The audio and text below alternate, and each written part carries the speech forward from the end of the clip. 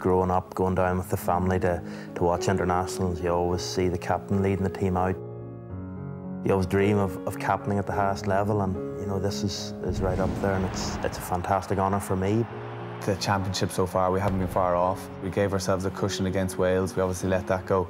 We did the same against France, and we let that go. And I think that you know, if we had have pulled out full 80-minute performances, we would probably be going for a Grand Slam or a Six Nations at this stage. You know, we have another Six Nations game now against Scotland, and you know, if we're mentally on the ball, it can be a great day for us. But if we're slightly off, as we've seen in the past, especially against Scotland, you know, it can be a very, very tricky fixture for us. I think that they'll be hugely motivated for us this weekend. It's going to be a very difficult match. They're playing some very exciting rugby, probably the highest amount of line breaks and offloads within from any team in the competition. So it's going to be a difficult game. But I think that, you know, we're well aware of how we need to play Scotland.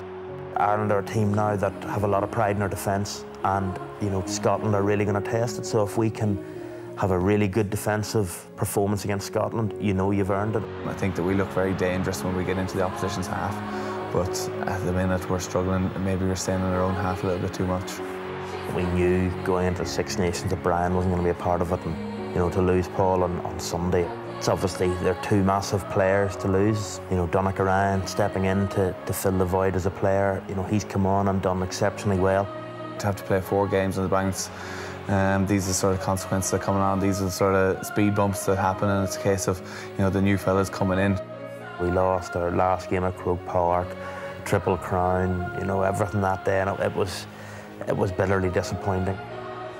I suppose it was one of the worst changing rooms I've ever been in with Ireland. But in the back of the boys that were involved that day, you hope there's still a little bit of, I suppose, one for revenge. You know, we've had fairly mixed results over them over the last couple of years, so you know, we're well aware what threat they pose. So I think it's a case of getting ourselves right, playing the type of game we want to play, and you know, really continuing on the first half from Paris back home to Dublin. I don't just want to captain an Irish team, I want to captain an Irish winning team.